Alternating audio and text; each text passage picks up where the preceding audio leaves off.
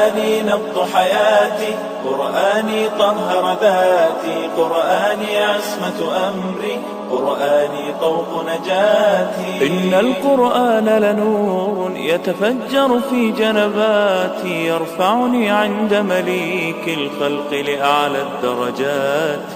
السلام علیکم ورحمۃ اللہ وبرکاتہ. بسم اللہ الرحمن الرحیم.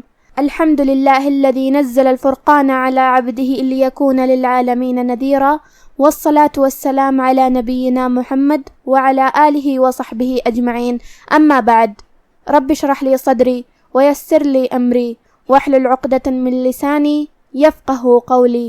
شروع کرتی ہوں اللہ کے نام سے جو بڑا مہربان نہایت رحم کرنے والا ہے. انشاءاللہ آج کے درس نمبر 51 میں سورة الانشقاق آیت نمبر 1 سے آیت نمبر 5 تک کی شرح اور ترجمہ سماعت فرمائیں گے. تو شروع کرتے ہیں. اعوذ باللہ من الشیطان الرجیم، بسم اللہ الرحمن الرحیم. اذا السماء انشقت. کلمت اذا میں الف کے نیچے زیر ہے تو ہم حمزہ کو نیچے سے ادا کریں گے. حمزہ کی ادائیگی حلق کے نیچے والے حصے سے ہے. دال کو ہم زبان کے سر اور اوپر والے دانتوں کے اندرونی کناروں سے ادا کریں گے. کلمت السماء میں سین پہ تشدید ہے تو 2 حرف کے برابر ہمیں سین کو پڑھنا ہے، کیونکہ تشدید کی اصلیت 2 حرف ہوتی ہے. جیسا کہ یہاں حرف سین ہے تو یہ 2 سین ہے، سین ساکن اور سین متحرک زبر سے.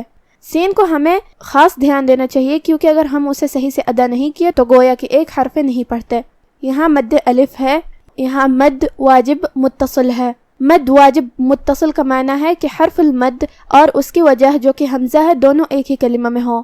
مد واجب متصل میں ہم اپنی آواز 4 مد کے برابر لمبی کریں گے. آخر میں حمزہ پہ پیش ہے تو اس کا دھیان رہے. کلمت انشقت کی شروعات میں یہاں الف ہے، یہ حمزہ وصل ہے. ہم یہ آیت کو ساتھ میں پڑھیں گے تو حمزہ وصل کو ظاہر نہیں کریں گے، حمزہ کے بعد سیدھا حرف النون پڑھیں گے.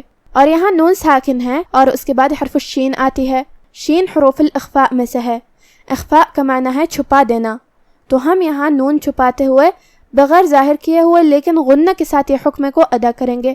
انشقت.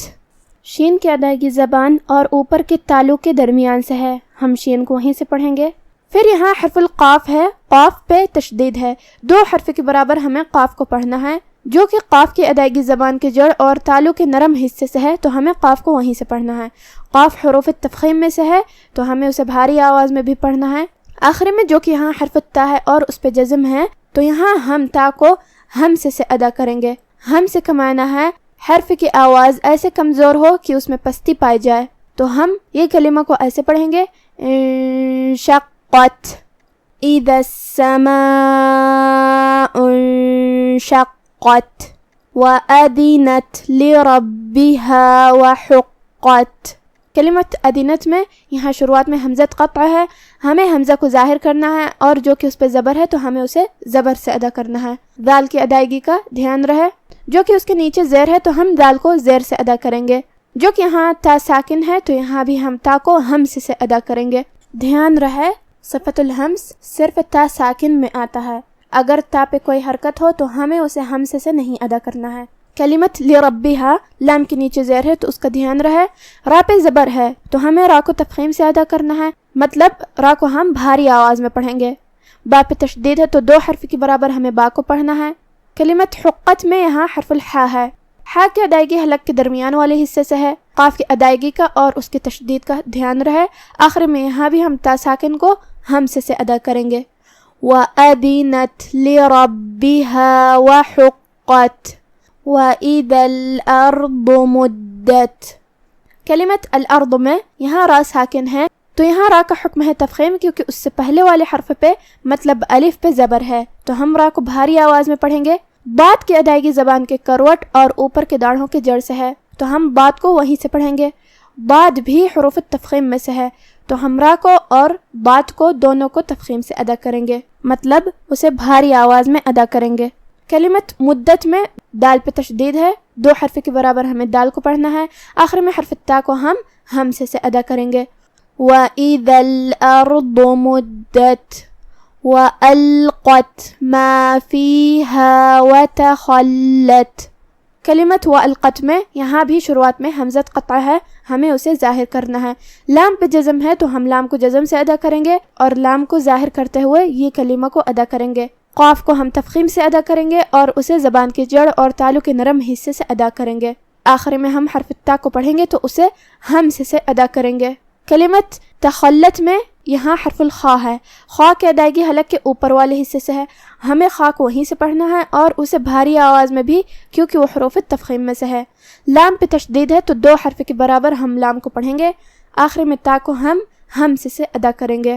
وَأَلْقَتْ مَا فِيهَا وَتَخَلَّتْ وَأَذِنَتْ لِرَبِّهَا وَحُقَّتْ۔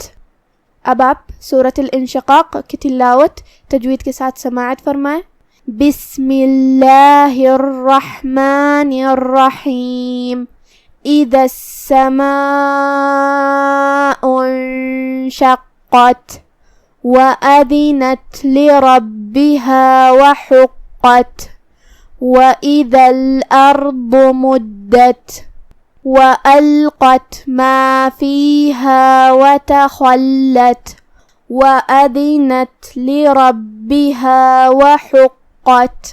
جب آسمان پھٹ جائے گا اور اپنے پروردگار کا فرمان سن لے گا اور یہی اس کے لائق بھی ہے، اور جب زمین ہموار کر دی جائے گی اور جو کچھ اس میں ہے وہ اسے نکال کر باہر ڈال دے گی اور بالکل خالی ہو جائے گی اور اپنے پروردگار کے ارشاد کی تعمیل کرے گی اور اس کو لازم بھی یہی ہے، تو قیامت قائم ہو جائے گی۔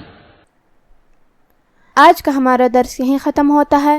وفقنا اللہ و ایاکم لما یحبہ و یرضاہ۔ والسلام علیکم ورحمۃ اللہ۔